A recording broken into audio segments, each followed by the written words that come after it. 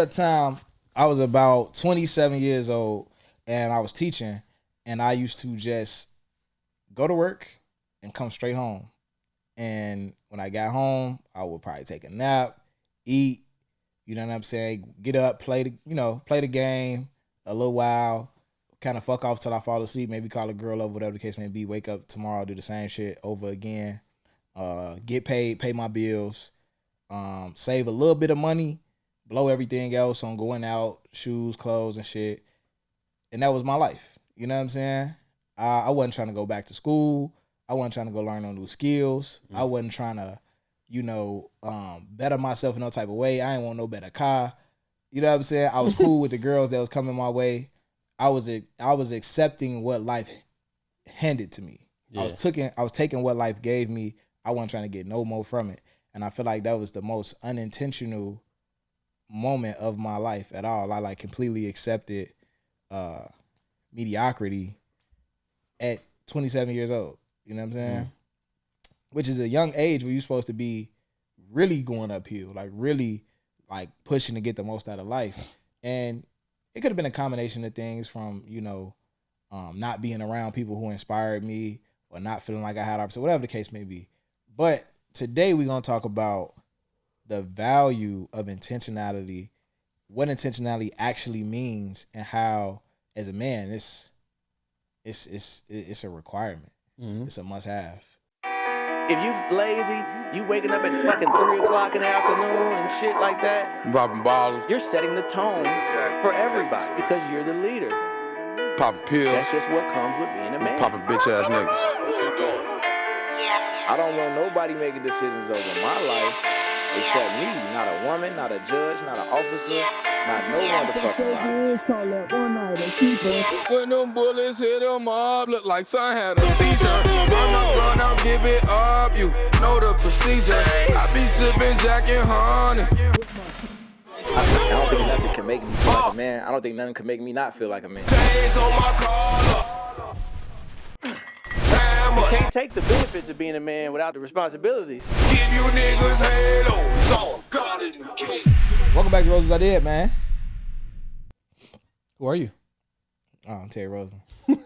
I'm Jones. Y'all niggas know us, man. What the fuck going on? So, how's your week, man? My week been smooth. What was today? Thursday? Yeah. I've been enjoying. It's finna get back to being a little, I don't want to say hectic, but yeah, kind of hectic at work. I got a new class starting on Monday. Anytime anybody get hired, that means I got to train for the next 2 months every day, 4 hours a day. Wake up in the morning and I got to talk to people. Okay. Train these motherfuckers. I had a break though. I think I ain't trained nobody in maybe a month and a half. That's been cool. Personal life smooth. I have a strong desire now to, it's always been there, but I make good money, but I want some more money. Yeah, I like that.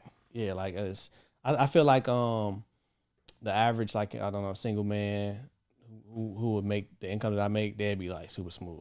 Oh yeah, they'd probably fall into what you just said. Yeah. I can pay my bills and fuck off, whatever, blah blah.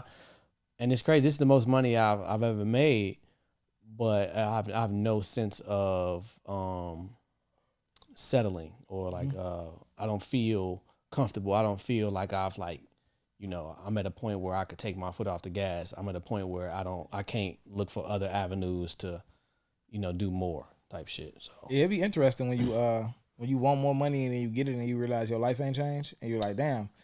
Kind of want shit. The goal was a little too small. Yeah. The goal was a little too small. It is what it is.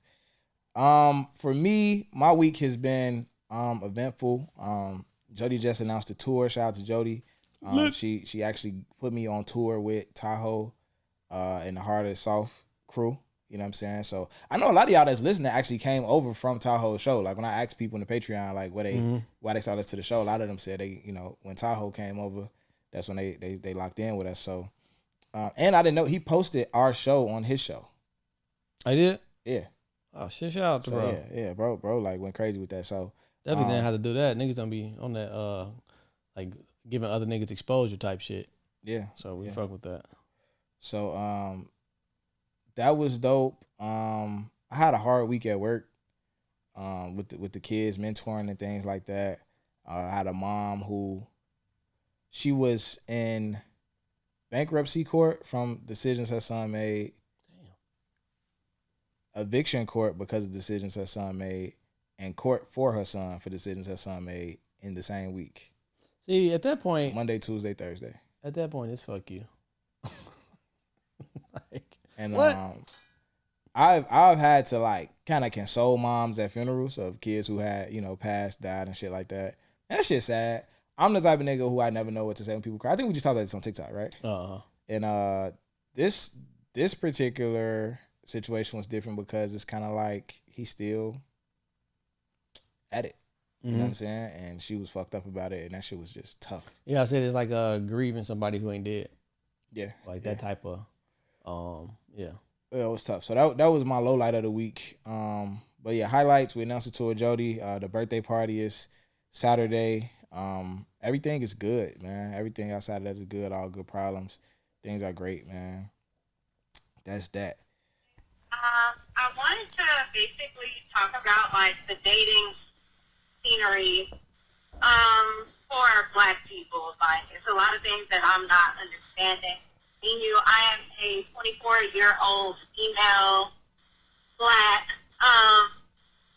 I'm just a little confused. Like, when it comes to dating guys or whatever the case may be, a lot of men around my age, say a couple years older, like, I don't know why there has been so many conversations around, if you're dating somebody, that should be the only person that you're talking, like completely.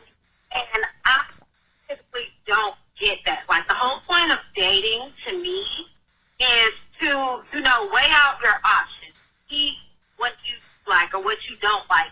Like, testing myself on, what is this person bringing to the table that I might be interested in, versus another person. Like, I don't get why that is so normalized in the Black community, and I have noticed from experience, like in other races, where that's not a thing. Like, if you're dating, you're dating. If you are, deciding to pursue a relationship with that person, then things may change. But I've noticed in the Black community, like, typically that's not a thing. Like, if you're dating somebody, people feel like, oh, we're dating, we're talking, I'm spending my money on you, I'm doing this, I'm doing that, or whatever the case may be. I need to be the only person that has your attention. And I just want to know, what's y'all opinion on this? This is a good one. I like it. I like it a lot. I like it a lot. You want to go first or you want to go first? Nigga, you clearly didn't want to go first. I need to go first. This is a good one. First of all, they're dating styles. There are dating styles. Dating is not one way. Yep. You can date, what we finna talk about today, intentionality. If you're dating intentionally, when you're doing anything intentional, you're taking a step towards a goal, right? If I was an athlete and I wanted to play pro football and pro basketball, I can do both. Yeah. You can't marry two niggas though. So if you're dating intentionally, you can't date more than one person. I don't give a fuck what nobody on the internet says. Y'all can disagree with me all the fuck y'all want. If you're dating intentionally, you're taking a step towards a goal. You cannot do that with two people at the same time. I'm not saying there's something wrong with dating two people at the same time. I'm saying you're not dating intentionally. That's what I'm saying. However, there is a style of dating where you are trying to get to know yourself. You get to know yourself by yourself. However, you need to know how you interact and intertwine with other people and what you need from other people based on who you are. And it's nothing wrong with that. That's a different type of dating, and that's also okay. That's number one. Number two is some niggas might be trying to manipulate you and get you to stop fucking with other people and sit you down while they keep fucking with other people. That's another caveat to this, right? Number three is this. This is what men and women have to understand. Sex for men is where romance is for women. So if a man is giving you romance, he wants to get sex eventually, right? So if he's giving you the romance and you're giving somebody else the sex, he's going to have a problem. If he finds out that he's spending money on you while you fucking somebody else, he's going to have a problem. No different than how you like romance, right? And you might not give a nigga the sex until he give you the romance. But if you find out that he giving another woman the romance and you giving him the sex, you gonna be pissed.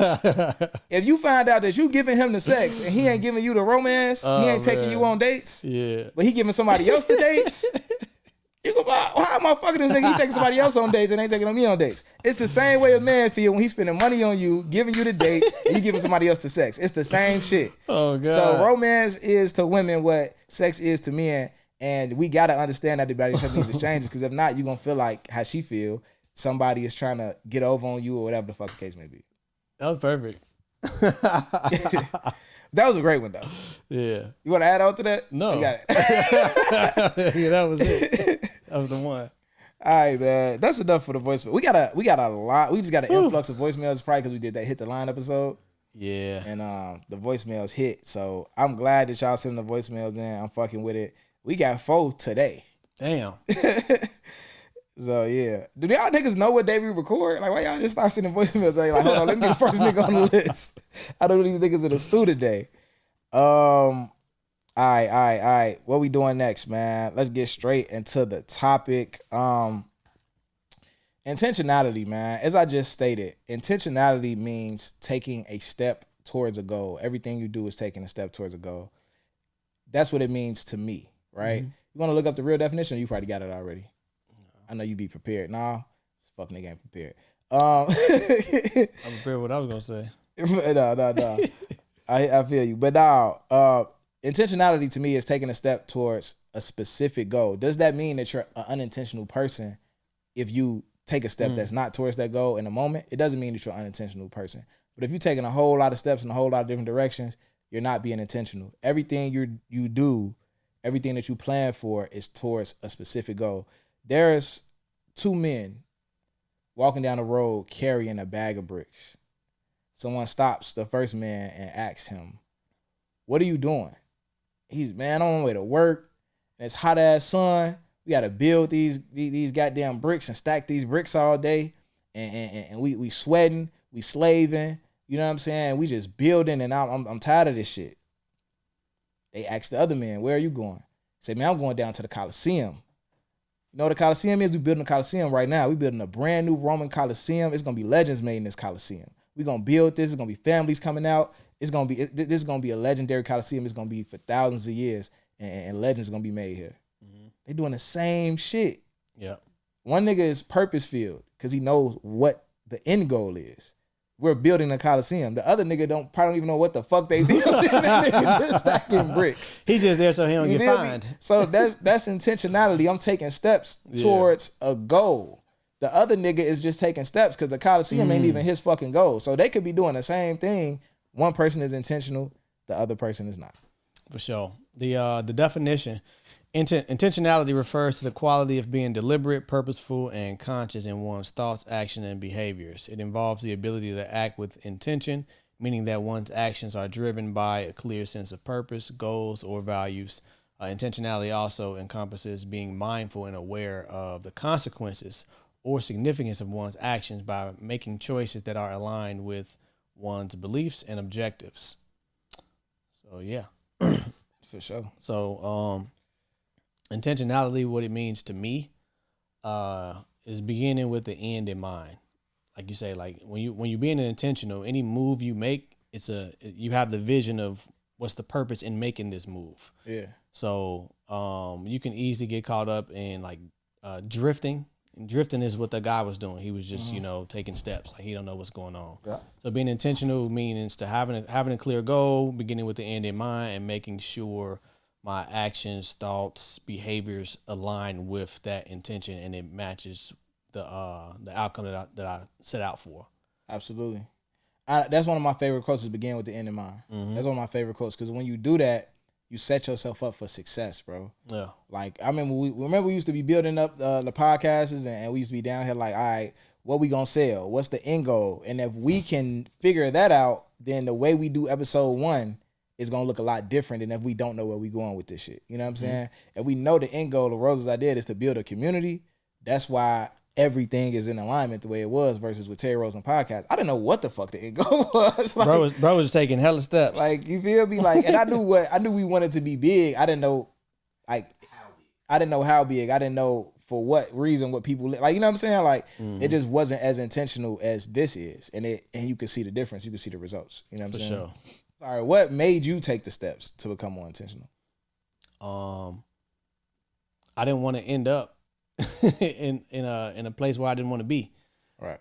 So I think it was Earl Nightingale. He had everybody has like the most powerful thing that you have is the control of your mind, right? Yeah. And he said if you take a ship and you start the ship at the dock, you start it up, you put it in drive, and you just let it go. Yeah. 9 times out of 10, it's gonna end up on a beach somewhere on a ditch, crashed out, whatever. Just because it's just going. It don't have a direction. If you take another ship and you put a captain in there, and now it has a place to go. It's intentional about pulling off from this dock. Why are we pulling off from this dock? Because we want to get to this part of the island or whatever, this part of the ocean or whatever. So it has the captain that's guiding them in that direction. That's super intentional. And the reason why I became more intentional because I had an end goal for myself. I had a vision of what my life wanted to, how it wanted to look. You know, the type of money I want to make, what I would do on a daily basis if I got that money type shit. You know what I'm saying? So you got to be intentional with that. Because if you're not, you could end up, I remember before I got intentional, I was legit just, and this is such a scary thought. When I was in high school, my trade was diesel, Navistar diesel. Good trade, cool. You know what I'm saying? And that led me into working in the factories. The goal I remember the goal vividly was like, man, we trying to get $15 an hour. Because back in 2009, that was good money. Yeah, it was like minimum wage, like $7, yeah. Some shit like that. So I'm trying to get $15 an hour. Right. Or whatever. So I'm just bouncing factory to factory, you know, forklifts, assembly lines or whatever. It wasn't I didn't have the end in mind. The end in mind was too close because it was a paycheck. You know what I'm saying? So if I would have, and the goal was 2 weeks out. The goal was 2 weeks out. And like you had just said something about, you don't know if your environment affected, you know, where you was going to end up or whatever. It absolutely can, because in those factories, it's a mindset in those factories. Like any nigga that worked in the factories before, you already know what I'm talking about. That break room talk, that limited ass thinking. Like I remember being a young nigga in the break room and everybody got their packed lunch or whatever. And I'm ordering food outside. Oh, you got money right here. He got big money. Ooh, you better pack you a lunch. They steady tried to shrink you. Yeah. You know what I'm saying? To fall in line with the doctrine of the fucking factory life. Work till you die, or work till you can't work no more, get a pension. And then die, yeah. Yeah. Kind of even going back to what you said about beginning with the end in mind, another thing is like looking at, even though you have the end in mind, you're not staring at the end goal. Right? You worried about your daily process. Because if you keep doing this daily process, you're eventually going to get there. You're going to surpass that, right? Whether it's the type of money you want to make, the type of body you want, whatever. If you focus too much on the end goal, if you're trying to lose weight, let's say you're 250 pounds, you're trying to get down to 190. Oh, yeah. Right? You got to do this shit every day, regardless of what the fuck the scale say today or what the fuck it's going to say next week. But if you keep getting on that scale and feeling like you ain't making no progress, that shit is going to make you stop. Unless you just have the mental fortitude of a fucking elephant. You know what I'm saying? This shit is going to make you stop. And some people do have that and some people don't. And that's okay, right? And I think a lot of times we need to, like, we watch motivational shit on Instagram. And I think that a lot of times we try to pretend that we have the mentality of the person that we just watched. We try to pretend to have the mentality of Andrew Tate. And you might not have that mentality. You might not be that mentally strong.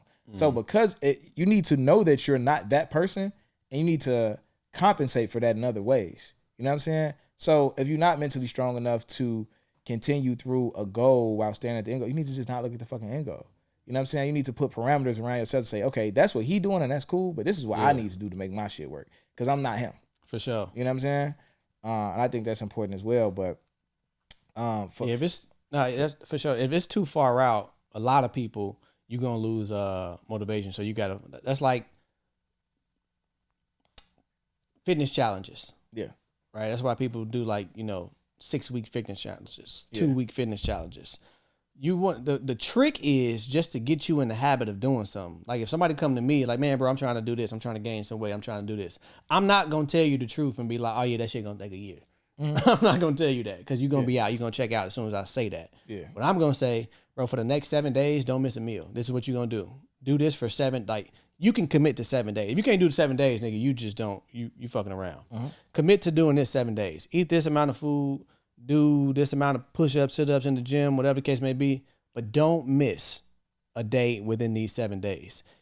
By the time you get to 7 days, you'll be somewhat committed to the and you unknowingly, like, because you go, all right, bet, cool. Now let's do another 7 days and let's check the scale.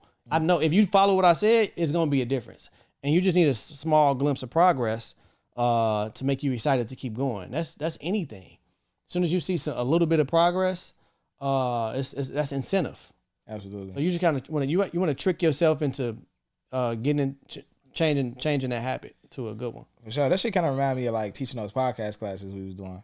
Mm-hmm. And the reason why I really wanted to stop doing that, because for one, people wasn't following through and actually doing it. And for me, I kind of wanted to see people be successful off what I was teaching. It wasn't just about like, pay me this bread so I can teach you this and that's it. Like, you was barely charging people for that shit. I was barely charging people. So like the money wasn't changing shit for me. Jody was pissed at you. Tell me out $7 for the class. A lot of shit was free, but the crazy thing is that, in that whole experience, what I would tell people now is that if you're not willing to put out a podcast or create content for 3 years and make no progress and get no views, don't start. Mm-hmm. You know what I'm saying? Like, just don't start, bro. Because it might really go like that. And one side of it is this. I had somebody come to me and say, damn, bro, I'm only getting 50 views on my video, right? And I say this all the time. I'm only getting 50 views on my video. Damn, that ain't shit. It's like, it kind of ain't shit, right? But you think about it, if you was talking in person and 50 niggas showed up every week to listen to you talk, you would never stop talking. For sure. There's 50 people coming to watch you talk. 50 more, you just filled up a whole room. But because you looking at $1 million worth of game with they 50,000, 50 million, right, you looking like, damn, I ain't doing shit. Yeah. You know what I'm saying? So you got to look at it that way. But then also you got to look at the reps. You got to look at the reps, bro. So you got 3 years in and nobody watching your shit. But you watching your shit and you getting better. And you saying less. Yeah. And you saying, and you getting more natural in front of the camera. And you know how to set up your stories better. And you getting your lighting right. So when they do come, you pop like fucking wildfire because you know what the fuck you doing. You know what I'm saying? Versus some people don't understand that the worst thing that can happen is you blow up in the beginning. Yeah, and don't know what the fuck to do next. Like, all these one hit wonder niggas out here. Man, like that's like I remember one time E.T. This was when you want to succeed as bad as you want to breathe. Mm-hmm. He said when that first like took off, he said he was so unprepared. Yeah. Like he didn't have the t-shirts, he didn't have nothing. He was just viral for nothing. Mm-hmm. And he was like, all right, that's never gonna happen again. And he started to get intentional about placing himself, I guess, in the way of the next viral moment. Okay, we're gonna have the t-shirts ready. We're gonna have the books ready to send out. We're gonna have the audio clips, we're gonna have the tapes, we're gonna have this. So the next time we catch some momentum, we can follow up right behind it and it, get us closer to our goal. So yeah. Absolutely, man. Intentionality is like the most underrated thing, man. And another thing you said what? And as soon as I found out, like when we talked about what the episode was gonna be, intentionality, mm-hmm, I instantly thought about outwitting the devil. Yeah. And being a drifter. For sure. Like that's what happens if you're not intentional. Yeah. End up drifting. Y'all should it's a long book and I feel like you got to be at a certain place mentally to even listen to that book. Like if you're not a reader, if you never consumed personal development content, and that's the first thing you hit, that's probably I've seen it tweak people out. I mean, that shit sounds scary as hell, especially if the audio book. Yeah, I listened to the audio book. I like that. I kind of liked it. Yeah, because the way they positioned the book was raw as hell. Like he having a conversation with the devil, and getting the devil to explain to him how what he manipulates people. Yes. And the devil was so arrogant and braggadocious. He laughing about it like, oh yeah, I do this to them too, and I do this to them, and this is how I get you off your square. I'm gonna do you like this, woo woo. And he just like, oh yeah, what else would you do? Like, you know what I'm saying? Like, But and also the devil was like, I'm gonna tell you, but that ain't. I'm still gonna get the people. Yeah. 98% of the people gonna come to me. Yeah. They gonna end up drifting. Yeah. So I tell you all my tricks. I tell you how I get you off your square. I tell you how I use porn to get you off your square. I tell you how I'm gonna make you lazy. I'm gonna tell you all of these things of how I'm gonna get you off your purpose, and you still gonna get off your purpose. Yeah, that's fucked up. Yeah, it's crazy. That's fucked up because we all know better. Yeah, for sure. We all know better. But yeah, that's a good book, and that's the opposite of not being intentional. Y'all should check that book out for sure. Absolutely, absolutely. And spit shit. Even going off the book though, when it comes to drifting, like it's still areas of my life where I drift a little bit. You know what I'm saying? So, you know, I'm not even trying to make it seem like I'm just like a full on like the most intentional nigga in the world. I am very intentional. However, I got my moments too where I drift. You know what I'm saying? And it might with me drifting and not being intentional. A lot of times it comes to the small things. Mm-hmm. You know what I'm saying? Like getting the fucking oil change, changing my brakes, like doing like small, like doing maintenance, because I be feeling like I'm prioritizing the things that are more tedious and cause for more attention and are more time sensitive when it comes to the podcast and getting this done and getting that done and work and this and that. That is like those small maintenance things I lose sight of a lot. So that counts as drifting as well, because it's like at the end of the day, you let that shit pile up, you got a problem. Big problem. I felt like I said at the beginning of the episode, where it's like man, I want to do something else. I want to like increase my income. This the first time, like this past year, this is the first time in, I don't know, a long time where I wasn't actively working on something daily outside of work. Mm-hmm. Like the past year, I've been like really locked into like the career and making sure I'm showing up there and performing right. And lately that shit been feeling like drifting. Mm-hmm. You know what I'm saying? Because I've always, like, you got to work on something outside. You can't just work your job, you know what I'm saying, unless you making $350 or some shit like that, and you can use whatever. I always feel like you got to be working on something. And over the last year, I haven't been working on like something major or, you know, outside of the job. My focus has been on the job, and that's not me for real. Yeah. So I felt like I was drifting, but you know, that's an easy fix. But yeah, niggas ain't perfect for sure. Absolutely. So, what do you feel like when it comes to fatherhood though? Like, what's some things you feel like you could be more intentional about when it comes to that? More intentional about father? What can I be more intentional about? I ain't gonna lie. Like, getting this boy, I could be more intentional about getting him to work out. For sure. Like, starting to, you know, get that workout bug in him. You know, I kind of let him do what he want to do, cause he's doing what he's supposed to do now. So I'm laxed on him in that area, and also because it can kind of be like a inconvenience for me too. Mm-hmm.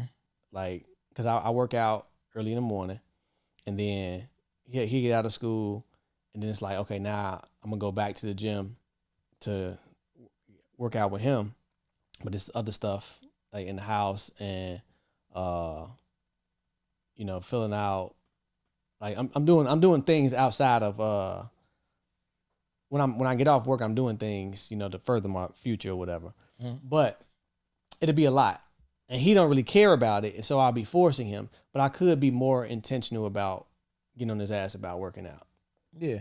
I mean, they can do the house workouts too. Like Carter got his little routine for 100 push-ups, 100 squats, and 100 sit-ups. That, and I could be more intentional about making sure he does that. Yeah. Because he be telling me like, man, I'm gonna go to the gym with you. I'm like, bro, no, you don't even do the push-ups at home. Like, if you can show me, like, I'll inconvenience myself if you can show me you can do the 100 push-ups, 100 sit-ups. If you do that at home and I'm seeing you do that every single day, I'll take you to the gym. For sure. I feel like I need to be more intentional when it comes to fatherhood, when it comes to like showing what I want you to do. Cause in that same breath, I make Carter do that workout. I want to do it with him, but I be tired as fuck. Cause I done already worked out. I done already went to the gym. I done already went to work. I done did so much shit today. Nigga, I've been up since 5. Nigga, I am not trying to get down and do these 100 push-ups and 100 squats with you, bro. But it's like, again, with the time, it's like, he not going to work out when I'm working out. You know what I'm saying? So when it's his time to do it, I make him do it still, but I be chilling while he doing that shit. I just be sitting there like a drill sergeant, just making sure he do it. Up, go down. You know what I'm saying? So sometimes I go fuck with him and bust the shit out with him, but I feel like I could be doing that more often. And also just doing everything I ask him to do. So I tell him, if you don't got no homework, you gotta read for an hour when you get home. If you got homework, you gotta read for 30 minutes. You know what I'm saying? Like, so outside of that, you gotta be reading. I always have him a book to read. But I listen to audiobooks. Right. So he never sees me reading. Yeah. So me telling him to read is like, he don't fuck with it. Mm-hmm. Somebody bought me a book and sent it to my house, and I've been reading it. So the other day I was sitting on the couch reading, and I didn't tell him to read. He just came in there with his book and sat down and started reading next to me. They don't do what you say, they do what you do. Yeah, they do what they see, exactly. So that just showed me like, okay, I need to be more intentional with my examples. You know what I'm saying? I need to be more intentional with everything. Everything I'm asking to do, you've seen me do it. You know what I'm saying? Also, not letting his age catch up with me and being ahead of the curve. So a lot of times with kids, me and I'm pretty sure other people do it as well, we will assume that they know less than what they know because they're a child. Yeah. And then once they show you that they already been exposed to something, now you're trying to teach them about it when you really should have been ahead of the curve. You know what I'm saying? So just understanding that even though your kid is a kid, you're not raising a kid. Bro, they having sex talk in like 4th grade, 4th, 5th grade. We was too though. In 4th grade, bro? Well, you was a wild boy. I mean, when you say sex talk, what do you mean? Like niggas was saying shit like suck my dick in 4th grade for sure. How old are you? Oh, in your 4th mama grade? suck dick. Oh, whatever. You said what? Damn, wait, what was we like saying? 10. That's 10? Yeah. You was telling nigga his mom suck dick at 10. You know my memory shit. I don't know. Yeah. But I mean, my dick was getting hard at 11. So okay, come on now, that's the Diddy shit. But nah, I agree with you as far as being more intentional with the examples. I could do that too. Cause I listen to audiobooks or I listen to some shit on YouTube. You know, some personal development shit. But like a physical book, I don't do that in front of him as much. Got you. Yeah, absolutely. So outside of fatherhood, what about in relationships? Same thing, man. Begin with the end in mind. So, like going into a relationship now is much different than the first one. You know what I'm saying? It's easier to begin with the end in mind. And so being intentional is and aware is realizing, like, even though if you in the honeymoon phase, knowing that that's going to end, and you still got to keep up with the actions and behaviors that you were doing while you were in the honeymoon phase. So being intentional is knowing that that's going to happen and being aware of when you slipping. When aware, I ain't bought my lady no flowers in a minute. I was doing that shit every 2 weeks every week when we was talking. You know what I'm saying? I wasn't texting her or checking on her our day. Like, being intentional in relationships is realizing the things that can fall by the wayside due to time passing and staying ahead of that curve. And as long as you're conscious about it, it's easier to do. It's easier to fall into just being comfortable and just the day-to-day shit of a relationship, because relationships can be mundane. Like, it's not dating anymore. It's not, oh, we doing it, blah, blah, blah. It's like a everyday type of thing. So just like when we doing anything with day-to-day, you fall into a routine, you get comfortable.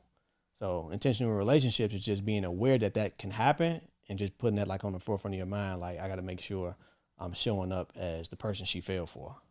Absolutely. For me, it's that comfort. And it's more so towards bringing the title in to the situation. I've had situations multiple times where we're dating and I like you a lot and I'm emotionally locked in and I'm committed. I'm not talking to nobody else. We exclusive. I'm not fucking nobody else. I'm not texting nobody else. None of that.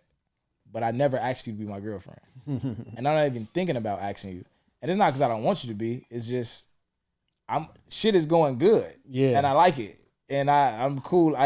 I'm not against asking you. I'm just comfortable. It's not even on my mind to ask you that. You know what I'm saying? Like, I've been in that space a ton of times. Like, and I had to stop and wonder, like, okay, nigga, what are you waiting for? Like, everything's, and it's not even an intentional wait, but still, like, everything's good. Like, take it to the next level, right? Like, don't wait until something go wrong, or don't wait until, she asks you about it. Like, nigga, just go for it. everything gonna be good for it. Why not? And also, you don't want to waste their time. Yeah. Like, especially that's the thing. Like, what are you waiting for? Yeah. And you won't be able to answer that question. Yeah. Like, It's like you can always tell yourself it's too soon. mm-hmm. You can always find something that you don't like about the person and say like, oh, I don't know, I ain't sure. I feel like it's like, nigga, what you really here for? I feel like you'll. What do you think the time frame on that is? And of course, it's not a time frame because we always like we said on TikTok, like it could be 6 months. You know what I'm saying? Where I think you could put a time frame on it when you put some caveats in it. Mm-hmm. If you're talking to a woman on a daily basis, that's Yep. number one, because that makes a huge difference. you get to know each other faster. Y'all talking on a daily basis, and she has what you need. If she got everything you looking for, Yeah. and y'all talk every day, because it take time to see that she got what you're looking for. But once you realize that, and y'all talk every day, and if you trust her, Mm-hmm. in a sense of like, and the trust part is tricky, because if y'all both single, and y'all haven't established any exclusivity, she can do what she want to do, right? Mm-hmm. Go ahead. Like, yeah, but you get to a point where you date exclusively. I don't know if people do that. Yeah, that's what I'm saying. If you haven't established exclusivity, because you should. Yeah. But and we could talk about we could dive deep into that. But if y'all haven't established exclusivity, she could do what she want to do. Mm-hmm. So, if you trust her in a sense that, okay, even though she could do that right now, if we got in a relationship, I don't think she will, and I probably don't think she is right now anyway. I say 2 months at the most. 2 months for what? Till you ask her to be your girl. She got everything you need. You trust her. Yeah. Y'all talk every day. What the fuck are you waiting for? 2 months after y'all decided to be exclusive, to date exclusively? Even if you haven't decided to date exclusively. Even if y'all, because some people just don't do that. Some people like, we're not going to be exclusive until we get in a relationship. I'm for the dating exclusively, because let me see how I feel about just fucking with you before I decide to just be with you. For sure. Because if I'm dating you and I'm dating other people and I like you the most, that feels different to where I'm only dating you. Mm-hmm. So I don't have a fun girl and a girl with great head and a girl that's just funny that I can talk to and you. It's just you. Let me see what that feel like, and if I really like you that much before we get in this relationship. I feel like that's the value of dating exclusively first. For sure. What's your thoughts on it? No, yeah, I just wanted to know if that was an option, like in your scenario. Like, you go from being single and then having a conversation with somebody like, all right, let's see how we coexist or behave with just talking to one another versus other, because when you dating multiple people, it can be distracting. Absolutely, it can be very distracting. So practice being in a relationship. Yeah, discuss the boundaries, the what can we do, what can't we do, or the case may be, because that's going to be different for other people, a lot of people. So what would you say to somebody who says, what the fuck is the difference? Why would I do that? If we do that, we might as well just say we go together. Like, what's the difference? So the difference is, it's not like it's easier to walk away from.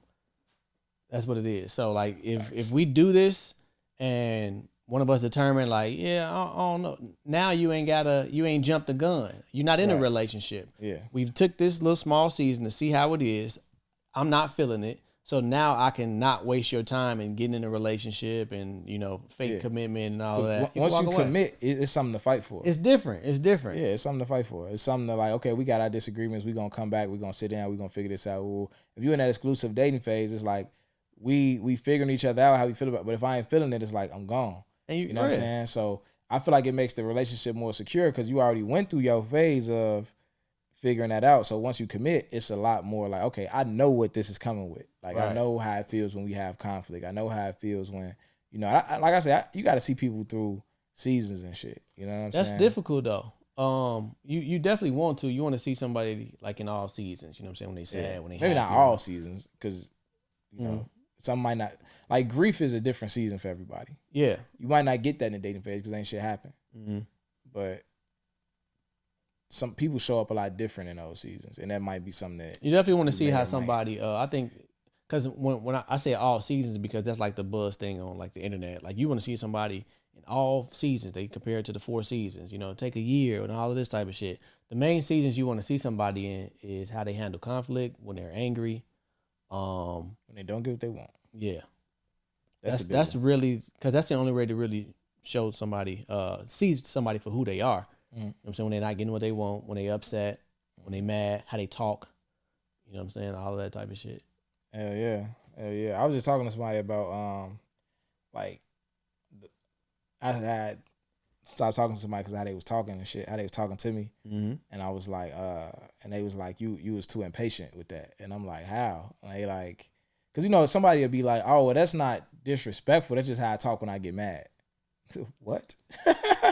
Like what? And my thing is like, if we don't have the same idea of disrespect, then we're just not compatible. Like, if we don't have wait. idea, So this was okay because you was upset. Is that what you're saying? Get the fuck out of here. Eat a dick. Eat a dick is crazy. And then it's intentionality as in the community, right? And Rose's idea, we want to push men to be more community leaders. I ain't saying they got to be Malcolm X out here. I ain't saying he got to be Stokely Carmichael, Martin Luther King, Marcus Garvey, and none of that. I'm just saying you got some young niggas around you in your family, in your neighborhood who need some guidance. There's a lot of absent fathers out here. It's a lot of, whether father or not, more men and more guidance in a kid life ain't hurting them. And it's hard for niggas to do that because they not, you know, what they supposed to be. Yeah, but I feel like you can learn from a crackhead. You can, but you seen that viral video of that crackhead telling people like, he was spitting. He was spitting. He was know spitting. some shit. He admit those. Bro, you could learn from the nigga who did it wrong. No, but I'm saying you can. But if that nigga just like, if the uncle, you know what I'm saying, now you trying to correct the nephews or the little cousins or whatever, and they see you living how you living, it's gonna fall on deaf ears. Depending on what they saying. If you telling me how to make $1 million, nigga, get the fuck out my face. Yeah. Oh, you need to go be like Jay-Z. You see what they got? They got the Rolls Royce and the woo. You need to start rap. Bitch, you start rapping. Stop playing with me. But if you telling me like, hey, don't fuck with this crack shit. You see a nigga finna light up a fucking crack pipe and he look at you and like, hey, don't ever do this shit. You like, all right, nigga, you damn right, nigga. You got it. What is you talking about? I ain't never doing that shit. So, you know, I feel like you could definitely learn from that nigga who ain't do it right. You know what I'm saying? That's real too. Why you always you be shitting? You a Judge Mathis ass nigga. You be shitting on crackheads. Got a crackhead I'm close to, man. You got a crackhead you close to? Yeah, I do. They around here? Nah, I don't know what a nigga at. Like, he a crackhead. I don't know what the fuck he at. That nigga could be anywhere right now. That nigga could be walking from Iowa back to Roseland right now. Nigga, I don't fucking know where he at. But I fuck with him though. It's my boy. For sure. But no, I think we're doing a great job with being intentional with the community. Yeah. We got an event coming up, 28th, the Village. Yeah. And I feel like before that, I wasn't being that intentional with the community. I was like, that's kind of like your calling, damn near.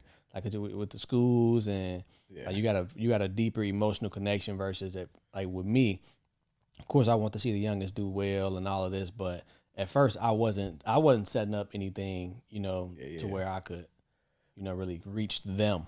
Yeah, and I mean that's what the community is for, though, right? So it's like you got the capacity to do it. You know what I'm saying? Like emotionally and empathetically, you have the capacity to do it. You got the knowledge to do it. You can speak well enough to do it. It's just something that you wasn't paying as much attention to. I just wanted them to be honest. I just wanted these niggas to change. Yeah, you know what I'm saying? Like I need to stop doing this shit. Like like what the fuck y'all doing? Like, they didn't grow up with a 2-parent household like me, or the type of father, or they don't have the knowledge, or they don't. How can I just expect them to just do some shit they never seen? Exactly, and that. But again, so bringing you and putting you in front of kids and getting you interested in it, that's what this shit is here for. So we had Will G came to the last one. You know what I'm saying? And I don't know if Will ever dealt with kids, you know what I'm saying, in that capacity before, but he showed up and he participated in it, and the shit was dope. So that's what this shit really all about, man. But going back to learning from the wrong nigga, I seen a nigga in Family Dollar the other day that couldn't stand up straight, an old nigga. He wasn't that old though. He like he was in his 60s, and that nigga was walking bent over. And I wanted to stop that nigga and ask him, what the fuck did you do? Like, because I don't want to end up like that, G. Like, what do I need to like drink more water? Like, what the fuck is wrong with you? Sit up in my chair. Like, that shit looked bad, bro. Like, that nigga was literally hunched over like 45 degrees, bro. Damn. Like at least 45 degrees. And that's just how he walk. I'm like, bro, you look like you gonna live for 30 more years. This shit is bad, G. To live like that? I literally wanted to stop him in the stomach like, bro, what did you do? I wanted to ask my pops. I remember as a shorty coming up, like I go with my daddy and he'd go around his friends and shit. And my pops was the youngest looking nigga out of all of them. Like you would think these niggas was 20 years apart. My pops finna be that nigga close to 70. And I guarantee you seen that nigga, he's passing for 40, 100%. Not no Your pops? Absolutely. Yeah, your pops don't look. Your pops close to 70? Yes. Yeah, You seen his pops? Your mom don't look that old though. No. She close to 72? Nigga, no. So she way younger than pops? She 10 behind pops. You would do a 10-year age gap right now? We be talking about these age gaps, and then our parents used to be wildin'. Like they used to be wildin'. I swear, I always talk shit about to my pops about that shit. I'm like, nigga, when you was 10, mommy wasn't even here yet. You're wildin'. Like, nigga, you was 20, she was 10. That's even crazier. You know what I'm saying? But not like She so. was in the military. She was in 8th grade. Oh fuck. But yeah, but no, I go around pops and his friends. They just look beat up, worn down, and all of this. And I'm like, how the fuck did you? Why you look so good and they don't? Yeah, You know what I'm saying? What was they doing? Well, they was doing drugs. They were doing crack. That cocaine 90s. They were doing crack. Yeah. But now, what's funny though? In the 90s, I remember my pops. This is so funny. I thought he was bullshitting. We be in the crib, I see him walking around. The nigga have I don't know where he'll walk past and he got like a green face mask on. I'm like, what are you doing? He like, you gonna see? Like, I'm gonna be old looking good. Ooh, and that shit work. I'm not gonna lie, that nigga don't look 70 at all. Yeah, bro. Like at all. He looked like he approaching. He looked like he in his 50s. I wouldn't say 40. He looked like he in his 50s though. That nigga, I'm telling you, I'm gonna go and give him the 40.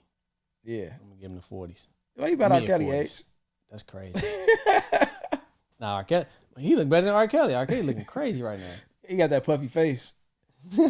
That puffy face be bad, bro. Yeah, fellas. The alcoholic face. You gotta get like niggas. If y'all got that, stop drinking liquor, drink some water, bro. And cardio. A lot of water. Cardio will slim your face, give you a more masculine looking face versus that puffy Michelin. You start drinking and get that puffy face, you probably look at yourself in the mirror because that shit happens so slow, it might not see a big difference. We looking at you like you crazy, bro.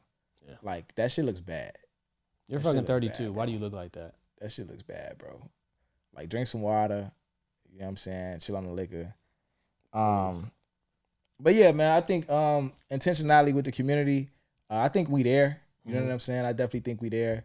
I definitely think that we can be doing something a little bit more outside of the podcast for grown men. I like to focus more on the younger guys because it's just, that's the future. You know what I'm saying? That's the future. And it's they less stuck in their ways. They still developing their ways. So it's good to focus our attention there. But at the same time, it is a lot of grown men who listen to this podcast and reach out and like, bro, I need some help. Like, and first of all, shout out to if you grown as hell, you our age or older, and you reaching out saying you need help. That takes like you just pushed all your ego aside, especially if we younger than you. Like niggas not doing that, but that's intentionality. You have a vision for yourself that you want to get better in an area that you see maybe Terry or myself is good at. So you push the ego to the side, like, yo, reaching out, can you help me with X, Y, Z? Just want to commend y'all for that. Absolutely, and I appreciate y'all viewing us as people to reach out to. For sure, I appreciate that 1,000%. You know what I'm saying? So. But yeah, and I think we need to figure out a way to make more spaces for grown men. And I think that's difficult. I think it's difficult. I was just having a conversation with my homie about it. I'm just like, man, because Chicago's so small, you could put 14 grown men in a room and we start having them real conversations. Everybody can't wear their shit on their sleeve like we do. They just put it out there to the world. Like, everybody not able to do that. And some people just got deeper shit than this type of shit we putting out to the world. So you get in a room, let's say 14 guys, and you start talking about that.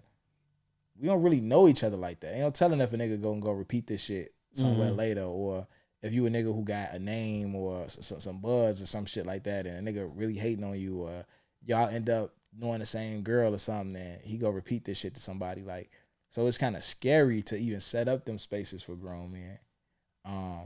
But that's something that I think we need to get more intentional around. As for now, whatever you comfortable with, reach out to Terry in the DM, me, the Patreon. You know what I'm saying? That's the community pretty tight in there. Yeah. And then before we set up events for it.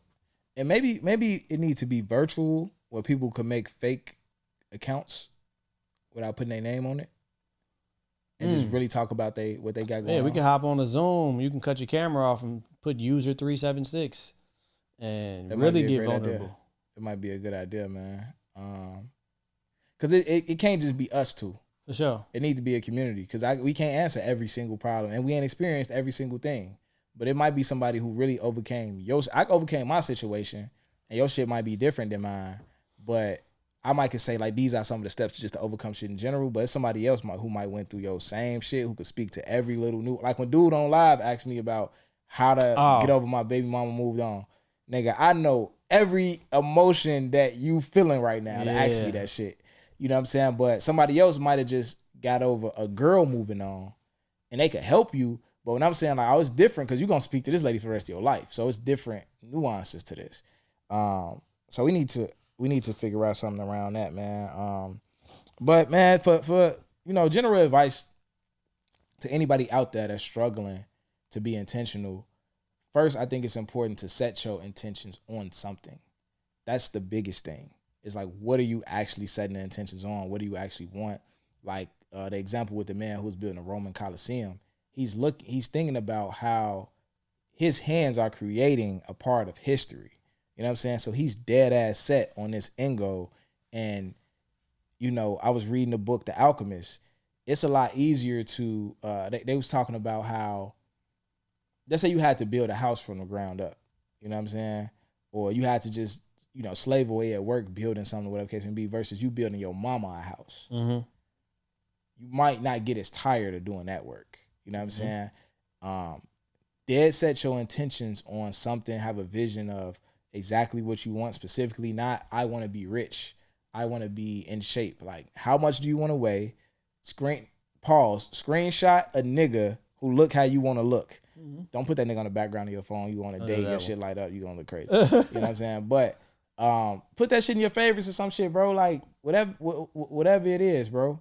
And set your specific intentions and let everything you do be a step towards that. You know what I'm saying? And it got to be something that you really, really desire, though. Yeah. And another kind of the same thing. If you're struggling with being intentional, sit down and think about how you want the end to look, whatever that looks like for you. Like, what do you want to end up? Get clear on that, and then now you can backtrack. Okay, you want to be a real estate investor. That's your end goal. Okay, cool. Now let's backtrack. Damn, I shouldn't have used real estate because I don't know the process of that shit. Yeah. But if you get what I'm saying, if you figure out the end goal, now you can be intentional with where you're at now. Okay, so if I want to be a real estate investor, I should probably, low key, you should probably be a real estate agent. You know what I'm saying? Start from the bottom versus you just jumping in throwing money around. If you want to understand the business, start as an agent. Get out there, woo, and all of those steps gonna end up, at your end goal. So yeah, definitely reverse engineering your success, man. I remember when I first quit my job and we were selling hoodies and shit, and I was saying I needed to make I think I wanted to make at least $2,000 every 2 weeks just to maintain not having a job. Mm-hmm. I'm like, okay, if the goal is $2,000 every 2 weeks, let me divide that and see how much money I need to make per day. Yep. If I need to make this much per day, how many hoodies do I need to sell every day to make this much? Mm-hmm. If I need to sell 7 hoodies a day, where the fuck do I need to go to sell 7 hoodies? What do I need to be putting on the internet to sell 7 hoodies? And if I only sell 2 today, that means I have to sell do more tomorrow. A certain amount tomorrow. And it might be a day where I jump off and sell 20 of them bitches. That don't mean I take the next day off. Yeah. You know what I'm saying? So it's reverse engineering works like that. But as well, like I always say, man, I think we need to, another way to be more intentional is to throw away the idea of consistency. In my mind, like consistency don't mean shit. Now, consistency will fall under the umbrella of intentionality, because you have to be consistent to be intentional. But just the thought of being consistent alone doesn't mean shit to me, because we drive every day, right? You can suck at driving and you do that shit every fucking day. It's niggas who play basketball and can't use their left hand. This nigga been playing basketball since he was 7. He's 37. He can't use his left hand. He can't, you know what I'm saying? The nigga still can't shoot because he wasn't intentional to say, today, I'm going to focus on learning how to use my left hand. Yeah. You know what I'm saying? I'm going to focus on it every day until I'm good at it. That's intentionality. I'm going to learn how to parallel park. It's people who are professional drivers that drive every day. It's people who suck at driving who drive every fucking day. Yep. You know what I'm saying? Y'all putting the same amount of time in, but the mind state not the same. Just like them two niggas with them bricks. They putting the same amount of time in, but the mind state not the same. So the thought of value and consistency of how you putting out some bullshit content every day versus intentionality of how you putting out some heat once a week. You know what I'm saying? And it's just it's a big ass difference. So throw away, I need to be consistent, I need to be consistent, I need to be consistent. No, you need to be intentional. Like, you know what I'm saying? And that's my biggest piece of advice with intentionality, man. You got A&P? Yeah. I actually kind of sported this on TikTok, but trying to give us some re-rock. No, I posted it today, but see, all right, I'm gonna do it like that. Okay, cool. I'm gonna do how I did it on TikTok. Do it. All right. So the problem with black women, I just playing y'all. Ain't on that. But no. So on my page, y'all know I'm the fitness guy. I follow women on my page. I watch their stories. They watch mine. I get up at 5 a.m. to go to the gym. And when I be up, I look at their story. The women are up 5 a.m. going to the gym. They work just like I do. They work and go to the gym and whatever else they got going on. And they are intentional about looking a certain way, about being healthy.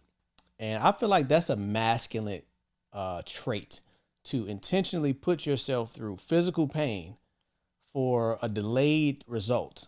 Like that kind of takes some masculine energy, especially from a woman. If you think about how women are, I'm going to put myself through physical pain so I can look like this 6 months from now. But they do it. The women that I'm following and seeing, these are everyday women. They're not competitors. They're not competing. They're not in sports. These are working women just doing this shit every day. So what I don't understand is how a grown man, why aren't you doing that? How are you walking around looking how you looking? You not healthy. You a slob. You know what I'm saying? You looking. How is it that a woman can muster up that type of grit and discipline to wake up 5 a.m. and do that shit?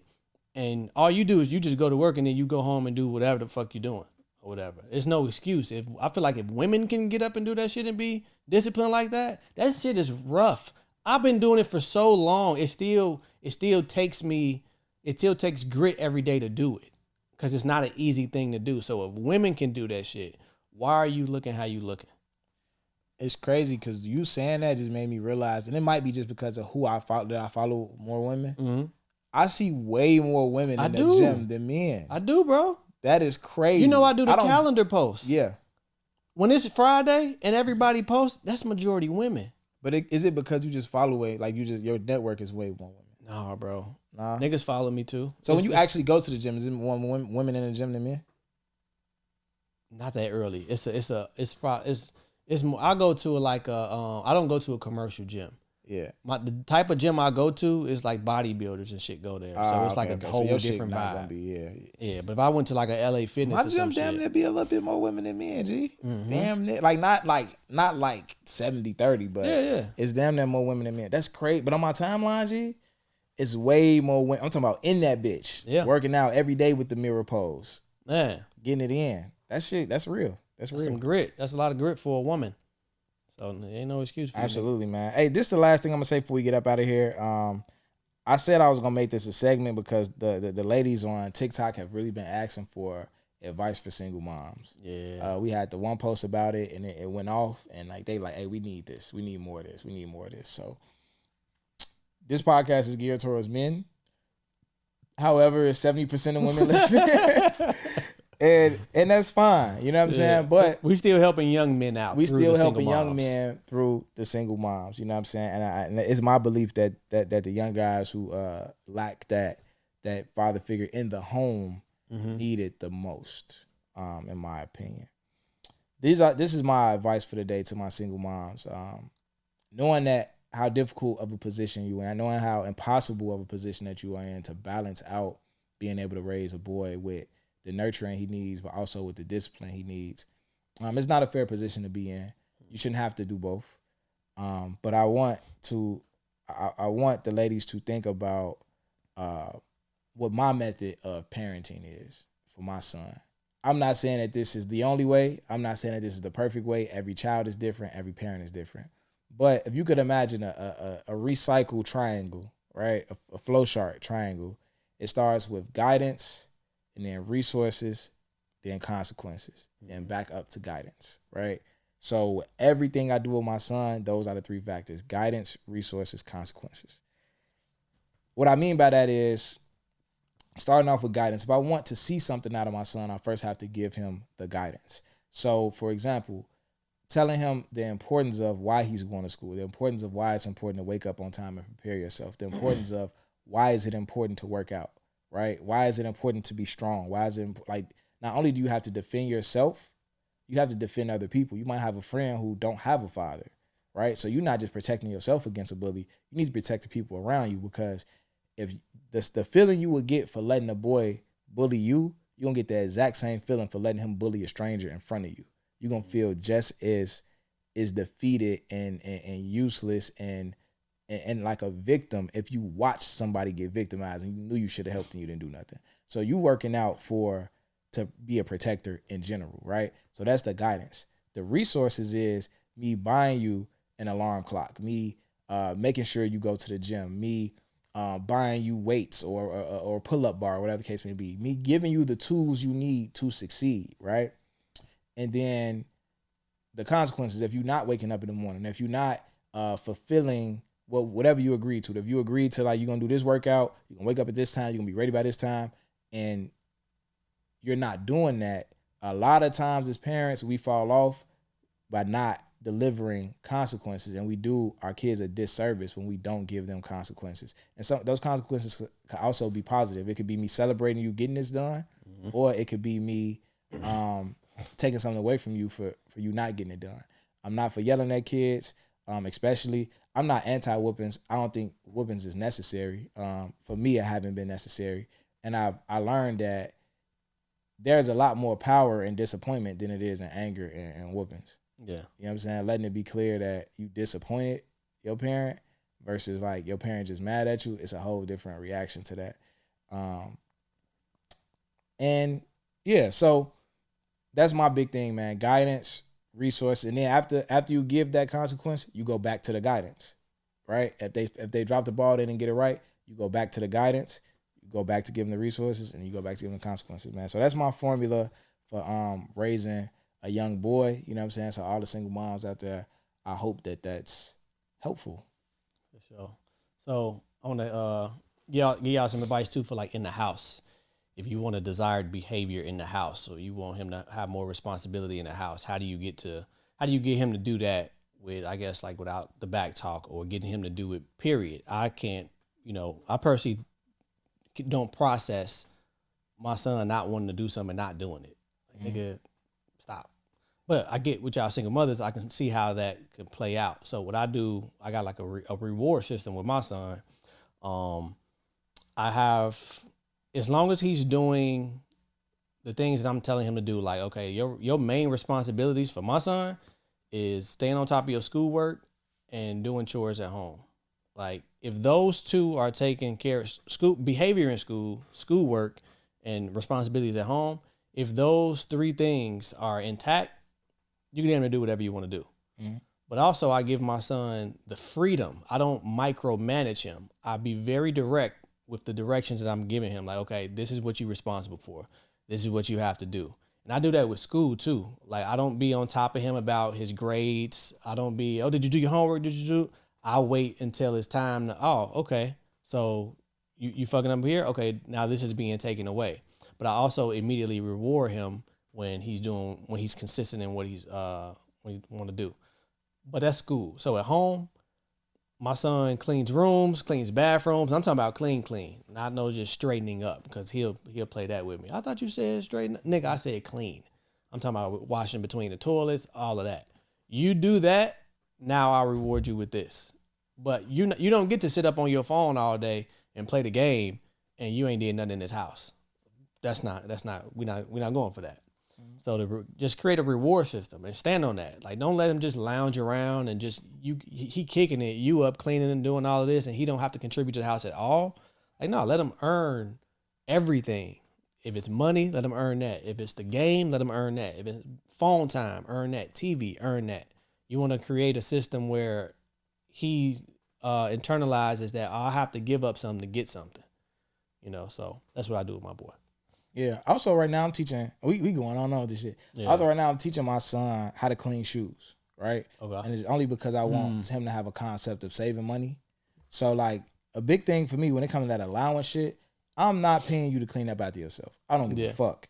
Like, I'm not paying you to do nothing that's yours. You're going to wash your own clothes. You're going to iron your own clothes. You're going to clean your room. And even with that, like, my son is 10, washing his own clothes, ironing his own clothes and all of that. He could have been doing that shit at 8. I really dropped the fucking ball. You know what I'm saying? Like, I really dropped the ball. It's not hard to use a fucking washing machine at all. Like, we really be acting like our kids is slow. Sometimes. Like, and they gonna mature as fast as we give them the space to. Like, and that's why I give them freedom. Go ahead though. Yeah, giving them the space to. So right now I'm teaching them how to clean shoes because I'm like, I'll pay you to clean my shoes per shoe. Right now, you're not gonna clean some shoes that's already clean, but I'm teaching you how to clean the shoes, how to take the laces out, how to do this, and also teaching you how to take care of your own shit. But I'll pay you per shoe, and now he can have the mind state of like, okay. I'm not telling him this, but I want him to think about when you walk in the store, like, oh, I want this robot car. How much is it? Oh, I don't know. I ain't paying for you. You got to buy it yourself.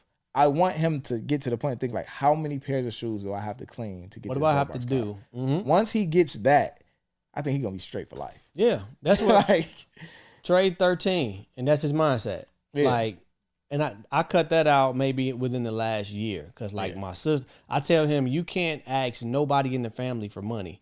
Unless you're doing something for them.